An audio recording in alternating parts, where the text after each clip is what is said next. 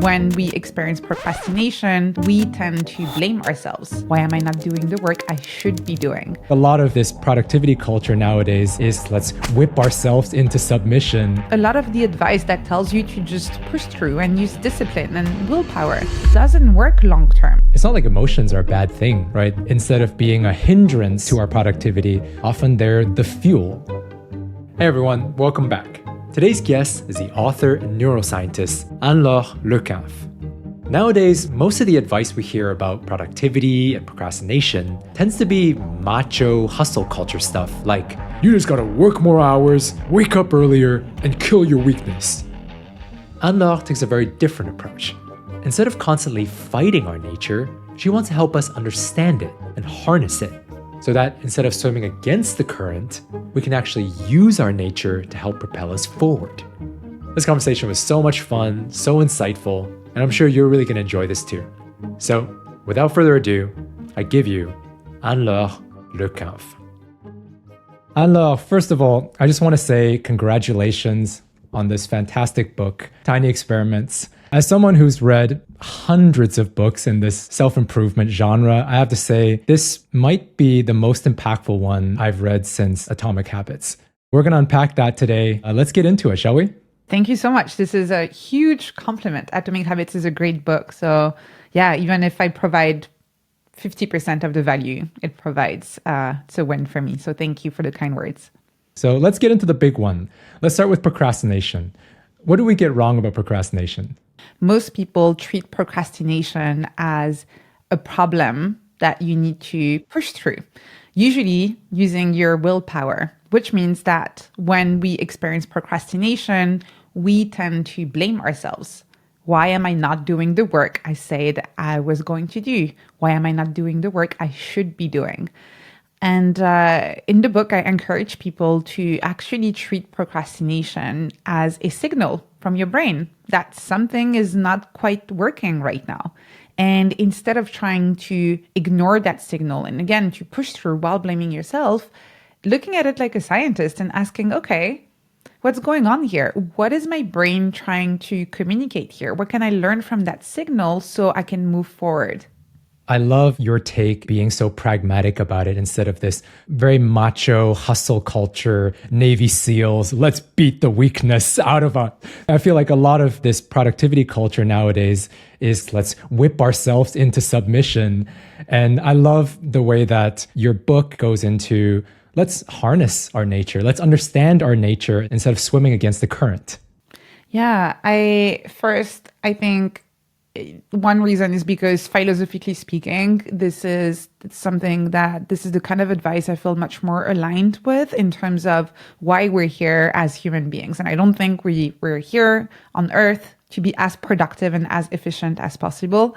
We're here to actually feel alive and to enjoy our brief moment on Earth. So that's one thing. But then at a more practical level, a lot of the advice that tells you to just push through and use discipline and willpower doesn't work long term. So sure, you might be very productive over the next couple of hours or over the next couple of days, but inevitably, your brain chemistry is going to keep on playing a role in terms of how you relate to your tasks, to your work, to your productivity. And so ignoring that is just silly. So what's an example where you listened and you tried to understand the procrastination as a signal and you adapted and course corrected because of that understanding? It's very meta, but the chapter about procrastination in the book, I had a really hard time at the beginning of writing that chapter. I was procrastinating a lot. I would sit down in front of my computer, open the document and stare at it and not be able to write a single word. And for someone who writes and does research for a living, it actually doesn't happen that often to me anymore. So that was interesting. And I still went through that cycle of blaming myself. Why did I get that book deal? Am I the right person to write about this? How come I don't have any inspiration? this is also why when I share those tools in the book, I always say it's not about avoiding the initial emotional response. We're human beings and it's completely natural that you'll have this response. It's really just about not staying in that self-blame cycle for too long, noticing that that's what you're doing. Oh, I'm blaming myself. Is there another way to approach this? Can I be curious about the signal instead? And so that's what I did here. I ask myself, why is it that I'm procrastinating on this chapter specifically? And once I did that, I realized that it was because I was trying to apply a purely scientific approach to the way I was treating this topic, when in reality, it was a deeply human, emotional topic. And so instead of just looking back at all of the research papers that I had read, that's when I decided to start conducting interviews to actually talk to people. I know it sounds obvious, but I was so focused on the scientific approach of translating existing research that I had not even considered interviewing people for that chapter. And that was a big unlock for me. It really shows that when you start listening to your procrastination instead of trying to push through, you can actually learn from it and then find a way forward. I feel like there's such a macho culture about all of this, as I mentioned before, where we try to push through, but then it's not like emotions are a bad thing, right? Instead of being a hindrance to our productivity, often they're the fuel. A lot of it is just, you mentioned earlier, there's a lot of guilt, there's a lot of shame, and a lot of this productivity culture is driven by that. Whereas it seems like a lot of what you talk about in the book, we'll get to experimental mindsets later. That's about being driven by excitement. Yeah. And I think on top of what you said, another underlying need, I think, that is behind a lot of the more rigid frameworks or those mantras of push through, be strong, be resilient, and this hustle culture is the need for control, or rather this illusion of control that we want to maintain. And so a lot of those frameworks on paper, they give you the feeling that you know what you're doing, you know where you're going, and you know how to get there. Yeah. Whereas when we tell people actually start working with your emotions, listen to your emotions, listen to that resistance, try to uncover the source of that resistance so you can figure out what's actually going on underneath, it's messy. It's not like there's a simple framework that you can apply. You need to act a little bit more like a detective looking for cues and clues, both actually. Looking for clues and trying to figure out what is really happening, what's the actual story here. It doesn't make for an as easily packageable framework that you can then kind of sell to people. It's like when someone finds a new diet or a new therapy method, whatever it may be, it's so tempting to just make that the silver bullet for every problem in your life because it's so reductionist, it's so easy. We would rather go run 10 ultra marathons rather than to do the real work of critical thinking and facing our emotions, which is a lot scarier, right? Yes, absolutely. And this is a lot of the work that I'm doing through the book and my writing in general, trying to encourage people to let go of those silver bullets and instead, again, be more curious, be more experimental, embracing the fact that they will get it wrong sometimes and that it's not a bad thing. It's actually a really good thing. This is how we grow, this is how we evolve, and this is how we learn. Let's talk a little bit about purpose.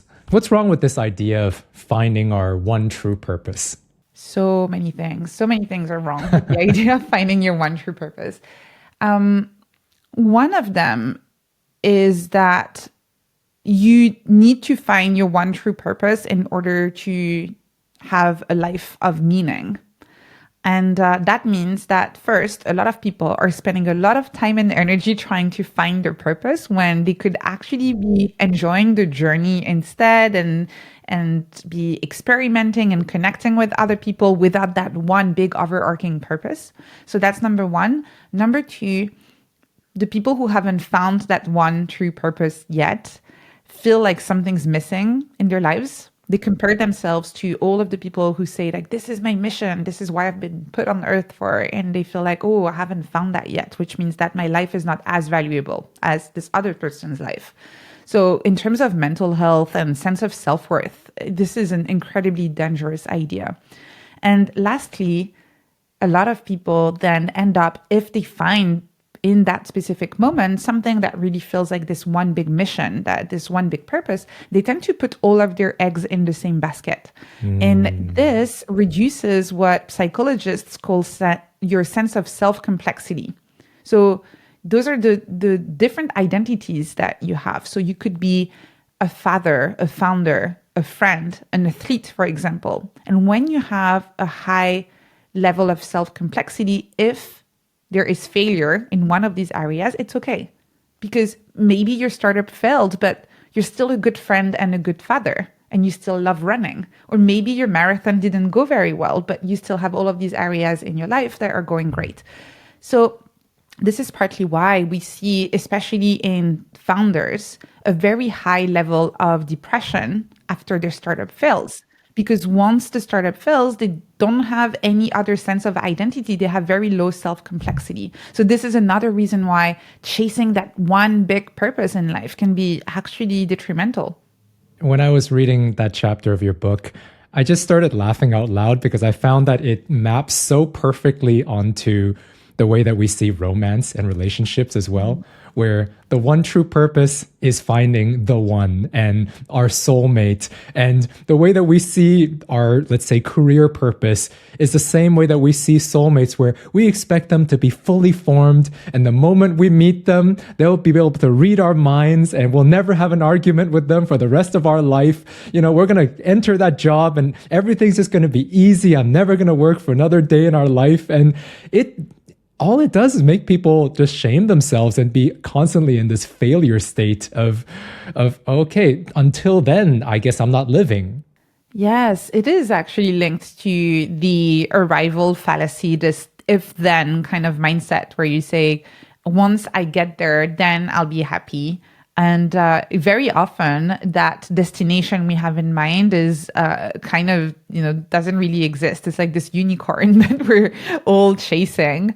When, as you said, in reality, especially when you think about your career or your relationships, whether romantic relationships or friendships also, there's so much joy that can be unlocked in the journey itself, in the messiness of the liminal moments when we're a little bit lost, we're trying to figure it out. And sometimes we're trying to figure it out together. And so when we have our eyes fixed on this distant kind of mythical destination in the future, we're also not present in the moment to enjoy those messy transitions where so much growth can happen. So how would you suggest we go about the process of finding meaning and purpose? Maybe not one, but keeping an open mind for different sources of meaning and purpose in our lives. Well, there's a little hint in the title of my book, Tiny Experiments. I think having a more experimental mindset is the key to be able to explore, to try new things, and to learn more about yourself, about your work, your relationships, about the world at large. It's a way to have a sense of direction in the moment that is not a sense of direction based on a fixed destination in the future, but based on your current curiosity as a compass, and really letting go of the outcome. Just like a scientist who runs an experiment and who doesn't know what's going to happen, because if they knew, there would be no point running the experiment. It's really about the idea of saying, hey, let me try this. I have a hypothesis. Sure, I feel like this could be interesting. This could be helpful, but I'm not completely sure. So let me try this. Let's see what happens. And whatever the outcome, I can trust myself to learn from it. And I'm able to look at the data, knowing that, and by data, I don't mean big spreadsheets, right? I just mean what happened, how it felt, right? I can look at it without blaming myself or judging myself for any kind of unexpected result. I can just look at it and say, okay, didn't see that one coming. Interesting. What can we learn? And what will be my next experiment based on what I learned from this one? The one thing that I was wondering when I was reading the book was the sandbox versus Sahara problem, where when we play with the sandbox, it's too restrictive, it's too small. But then if we're just in the open Sahara, there's too many options. So when we get into this experimental mindset, it seems like every option is available and it can be kind of overwhelming. So how do you narrow that into a more manageable process? I do have a few recommendations in the book. They're not prescriptive in the sense that I think it would defeat the purpose to tell people you have to do it this way. But based on my experience working with thousands of students, this is what tends to help. And so I tell people that when designing a tiny experiment, you want to make what I call a pact, which is a commitment to curiosity. And you can look at 4 different parts of aspects of your pact to see if this is a good one that you should pursue. The first one is that it should be purposeful. And I know it's going to sound paradoxical, but it's not, because if each experiment you run, it actually has meaning, you're actually truly curious and excited about it, then you don't need to have that one big purpose in life. You can just run each experiment and say, this right now is really interesting to me. And that's it. So number 1, and if you feel a little bit bored just thinking about the idea of conducting the experiment, then not good enough. You don't have to run that one. The second one, letter is A, for actionable. It needs to be something that you can do right now. It's very easy to hide behind the fact that you don't have enough money right now for this. You don't have enough time for this, right? You don't have enough energy. Sure, then don't do that, right? But pick something that is actionable with your current resources. It can be as simple as not bringing your phone in your bedroom for a little while. It's really, really tiny experiments that you can run. Then C is for continuous. It needs to be something that you can do either every day, every week, or every month for a short period of time. And the reason why is because just like with scientific experiments, you want repeated trials. You want to be able to see if there's a pattern here rather than just a coincidence, whether you really like it or not. So that's continuous. And the last one is trackable. I tell people, please don't build complex dashboards. It's so easy to lose yourself in like a Notion system or whatever, and then you don't really spend time being present in your experiment. Trackable means you need to track yes or no. So there's nothing else to measure. Yes or no. Did you do it or not? If you said, my pact is to do this every day for the next 2 weeks, did you do it or not? Monday, yes. Tuesday, no. And that's it. So PACT for purposeful, actionable, continuous, and trackable. And that's your pact that you want to go through when you're considering whether an experiment is worth running or not. In the book, someone said the pact was so high leverage for him because he chose it. I love that point because when something's forced upon us, either by society, by our parents, we inherently reject it. But it's if I chose to go to the gym every day, if I chose to wake up at 5 a.m. every day, then it's not work. It reminds me of this episode of The Simpsons where Bart is playing video games, but instead of shooting aliens, he's shooting state capitals. And then he realized, oh my God, I'm working. And he threw the controller because he was so upset because he didn't choose it. So yeah, I love that.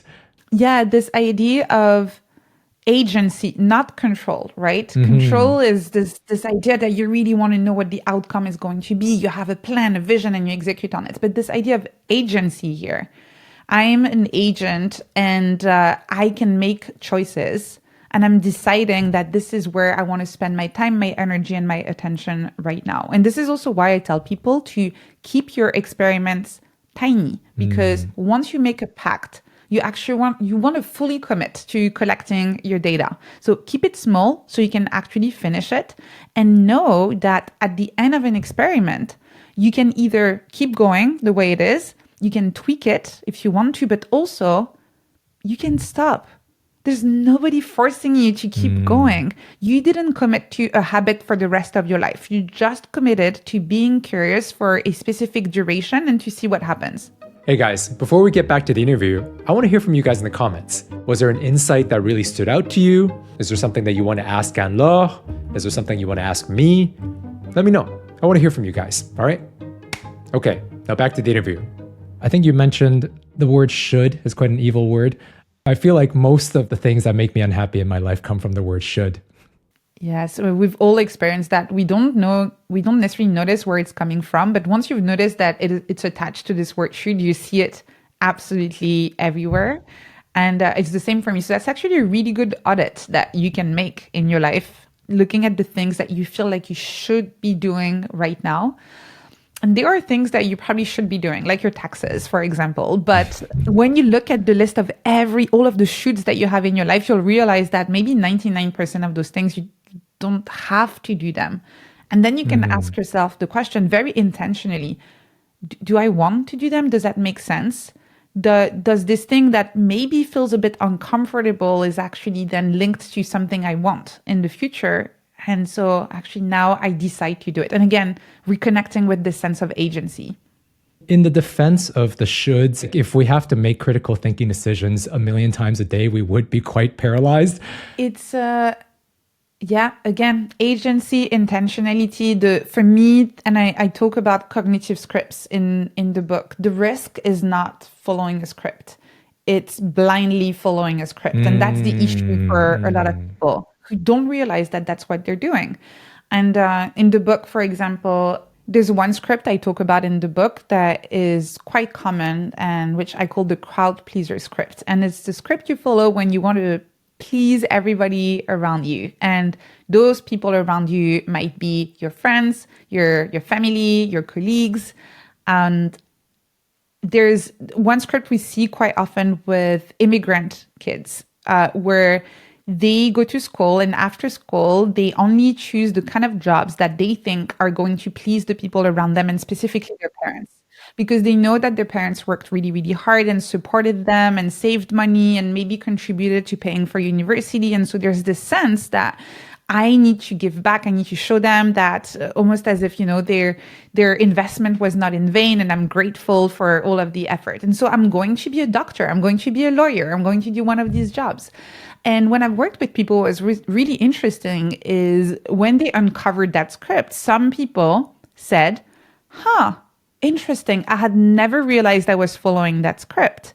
But now that I know, you know what? I actually want to keep on following that script for a little bit longer. Because actually, I am grateful. I kind of like what I'm studying right now. I'm not saying this is for the rest of my life, but I kind of like medicine or I like law. And I can see how happy my parents are. And this is actually giving me a lot of joy. And so I'm going to continue following that script. And I think that's completely fine. All of a sudden, that script becomes intentional. I love that nuance where it's having the self-awareness of, oh, this is the script and I'm being an agent in choosing it instead of just the two young fish in David Foster Wallace's story where, oh, what the hell is water, right? I love that story.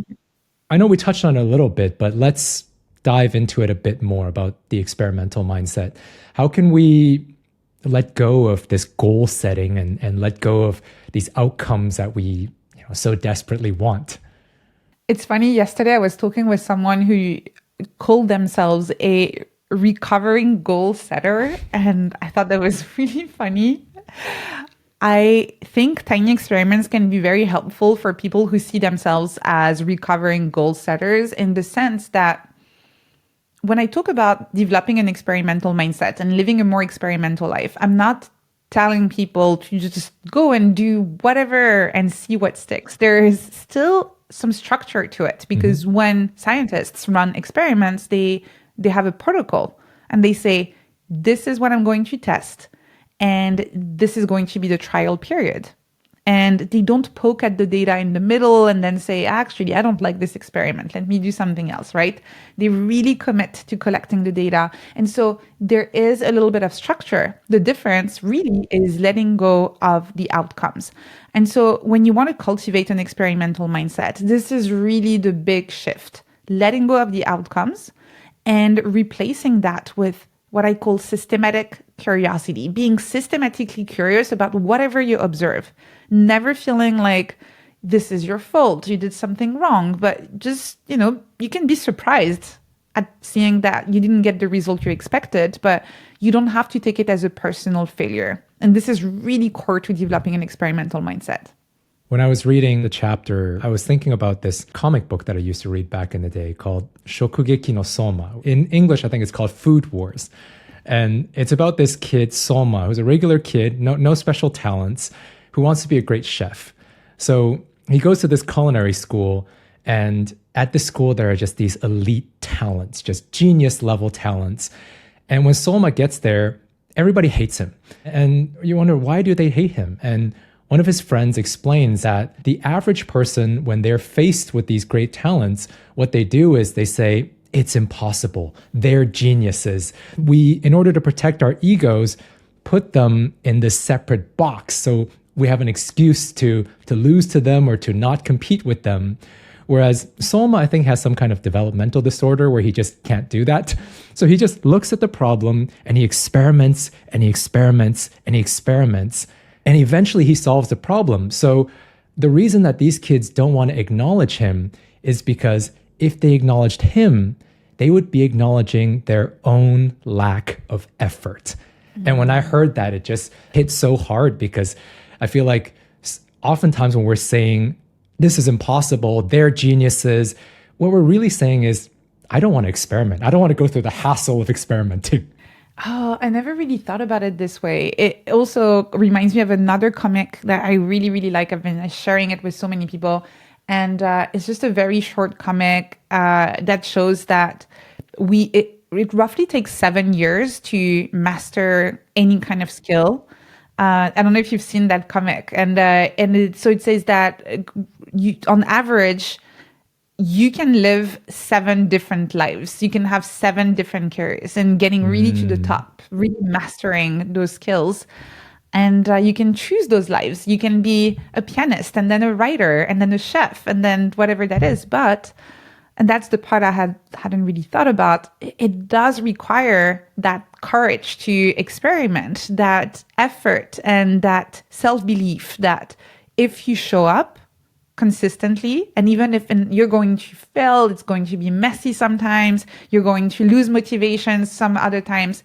If you keep on showing up, you will progress. And again, in 7 years, you can go from 0 to being one of the best people in whatever field you decide to study. Yeah, it's funny. So I started dancing bachata 5 months ago. I had never danced before. And I was watching an Instagram video today where I saw the finals of this big competition. And the first thing that popped in my mind was, oh, this is out of my league. I won't be able to get there. And then I had to catch myself saying, no, I'm actually just anxious about how many years of reps that it will take to get there. That's very different from this is impossible. It's just, oh, the amount of reps that it would take to get there is kind of anxiety inducing. And then once you let that feeling pass, okay, let's just keep showing up. Yeah, this is also where conducting tiny experiments can be helpful in the sense that, so for public speaking, for me, for example, I used to be absolutely terrified of it. And so same as what you described, right? A massive gap in between my perception of where I was and when I saw accomplished public speakers who looked so comfortable on stage.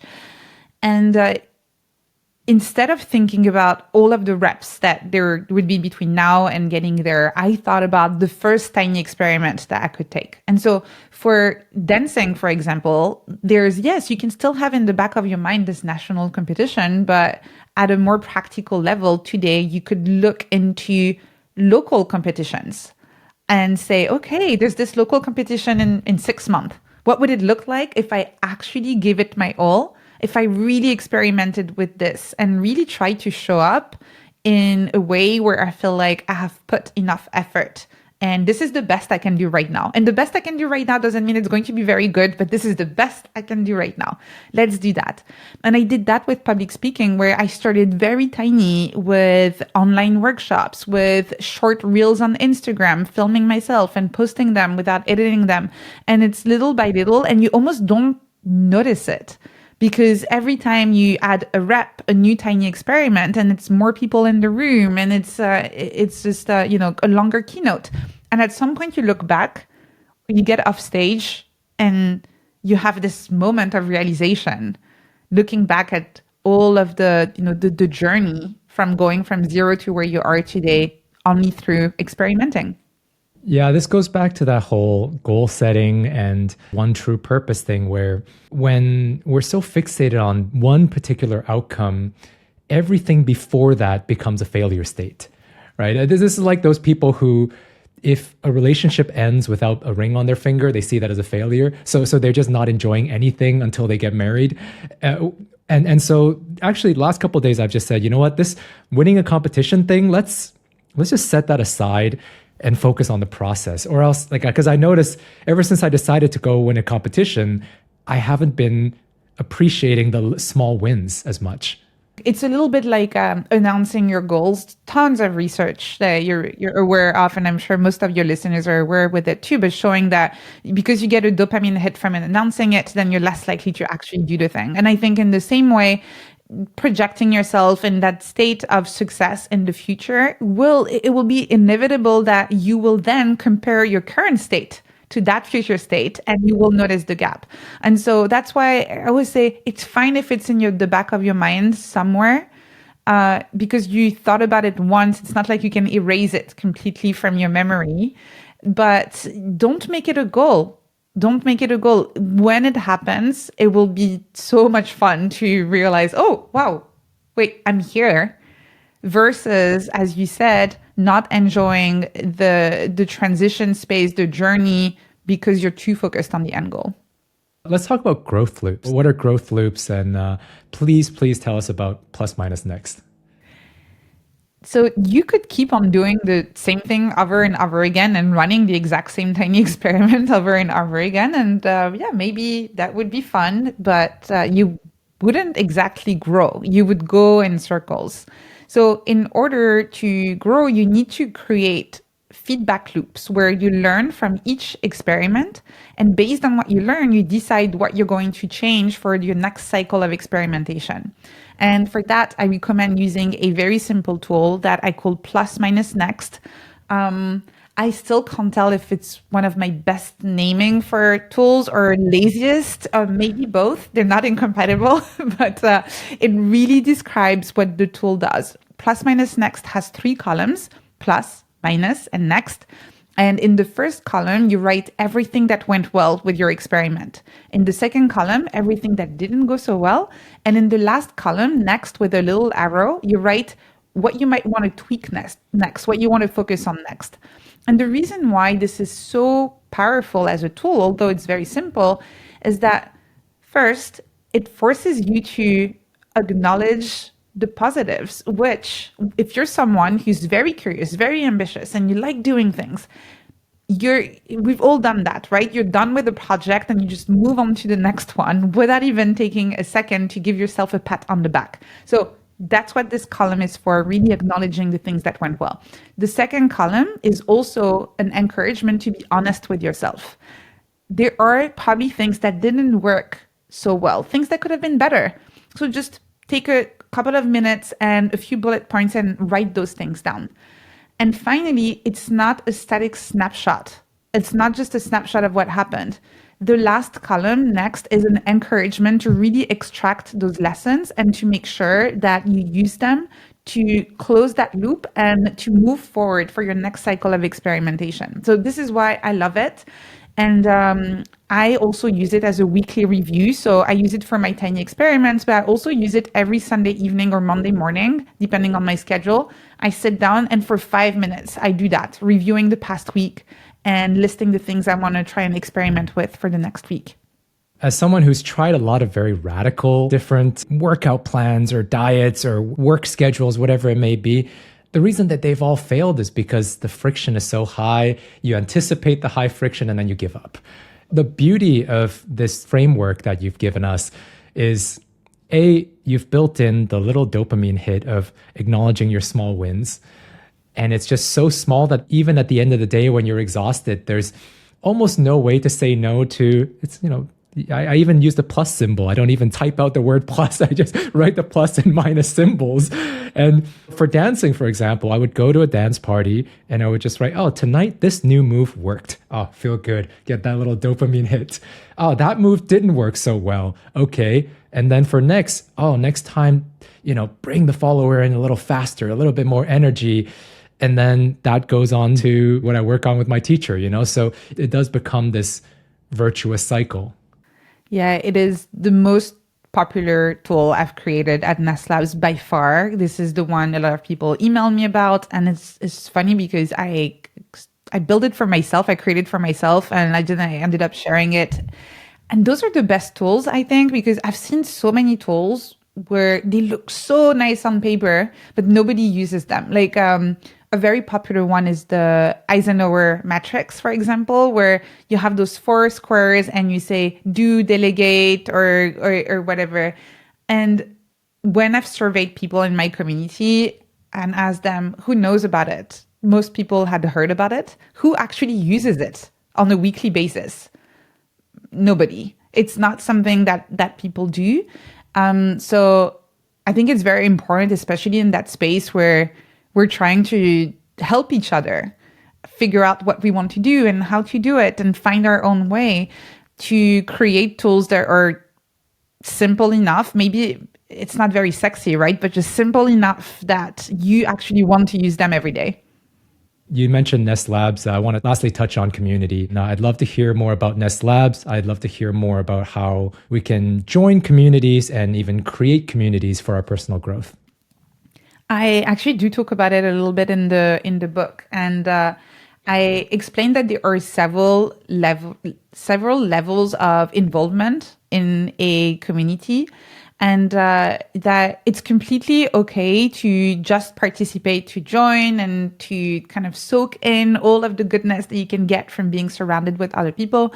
But if you want to, you can become what I call a community architect, where you actually design community spaces for others to join. And none of that is something that you actually need to do, but I do recommend that if you want to cultivate an experimental mindset, to not do it on your own. You could run your tiny experiments on your own, but you will learn a lot faster if you do it with fellow curious minds who are going to ask you questions, give you feedback, maybe suggest ideas based on experiments that they run in the past. And they can tell you, hey, so funny you're trying this because I tried that last year and let me tell you. So this is actually a great thing to do together. In terms of how to join or create them, I would recommend joining a few communities first and really see what you like, what you don't like. And maybe you'll be completely fine just being an active member in a couple of communities. And then only see if you feel this call, this high curiosity to create your own in the future.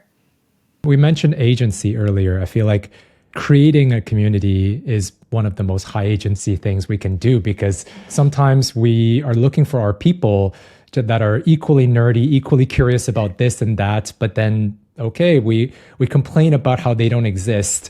Kind of like how everybody complains about the dating pool in their city, you know?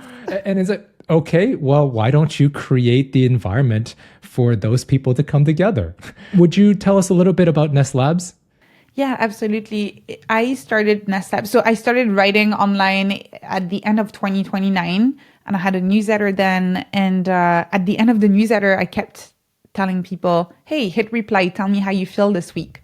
And in March 2020, I had so many people message me. You can imagine the kind of emails that I got, but people saying, I feel very lonely. I feel like my creativity is gone. It's been really hard being stuck at home. And so this is when I thought, oh, how about instead of me writing a newsletter, broadcasting one way my thoughts to all of these people, how about I created a place where they could connect together, support each other, learn from each other. So that's when I started the Nest Labs community. And it is a place for highly curious, highly ambitious people who want to explore what a career looks like for them, what their relationships, their work looks like for them, their productivity and their creativity, without sacrificing their mental health. And we have a little space where people can run their tiny experiments and everybody can support each other, comment on their experiments. We have co-working, and it's exactly as you described it, where it's hard to describe the kind of people who are in the Nest Labs community, but they could only be in the Nest Labs community. And they recognize each other when they join.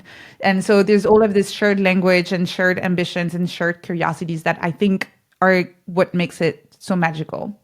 How can people find you? Where can people see what you do, and what are you working on next? Yes, thank you. You can go to nestlabs.com to subscribe to my newsletter, which I send every week and where I discuss a lot of the topics that we talked about together today.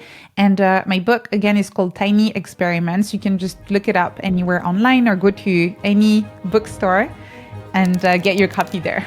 Well, thank you for your time, Anne-Laure. Good luck with everything you're doing. Thank you so much for having me.